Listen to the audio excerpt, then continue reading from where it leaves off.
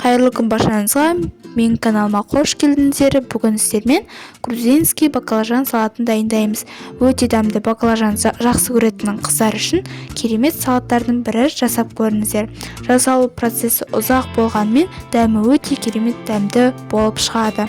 Видеоны соңына дейін көрмес бұрын мені арнама тіркелуді ұмытпаңыздар. Алдымен көкөністердің сыртқы қабығын жуып тазалап аламыз. Баклажанды видеодағыдай дөңгелек қылып 1 см көлемінде орташа қалыңдықта тураймыз.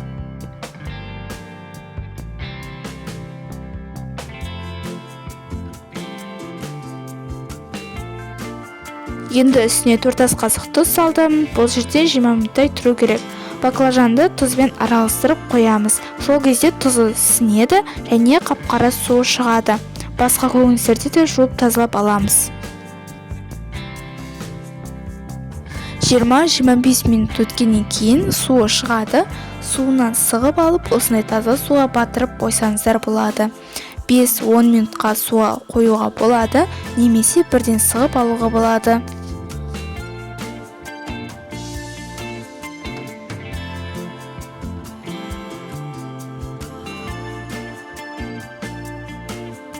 Баклажанды судан қатты нығыздап сығып аласыздар. Майды қысып дайындай беріңіздер.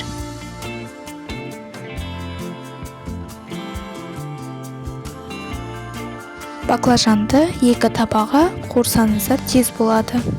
Баклажанның 2 бетін де қуырып аласыздар.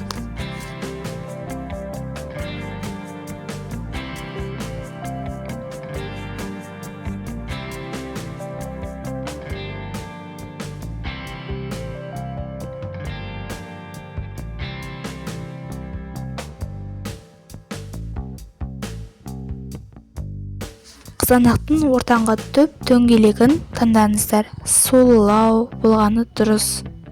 Қызанақ, чеснок, бұрыш, ащы бұрыш барлығын ет тартқыштан өтетіндей турап алып, одан кейін ет тартқыштан өткіземіз.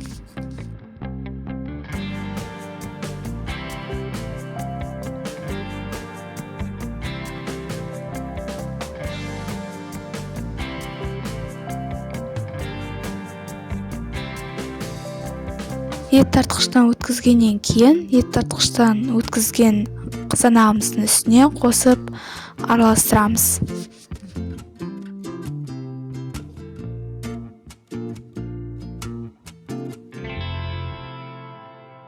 Қызанақтың қышқылдан кетіру үшін 4 ас қасық қант қосамыз. Жақсылап араластырып 20 минут қайнатамыз.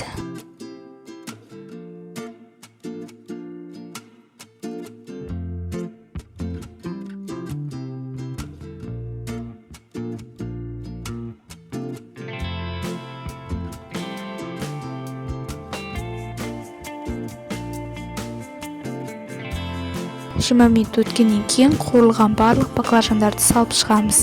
Жақсылап араластырып аламыз. Осы піскен баклажандарды 10 минуттай қайнатасыздар.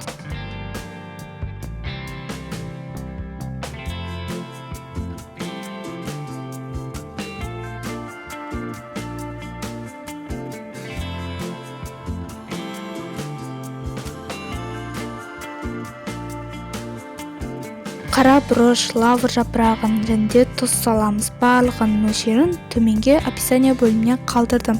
Грамдармен тұр. Дәл солай жасасаңыздар дәмі тұзы жақсы болып шығады.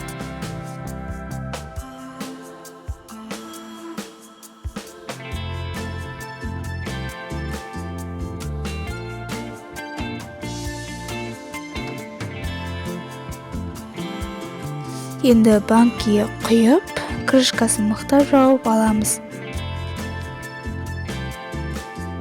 Мінекей грузинский баклажанымыз дайын. Егер де видео ұнаса, арнама тіркеліп, лайк басып, комментарий қалдыруды ұмытпаңыздар.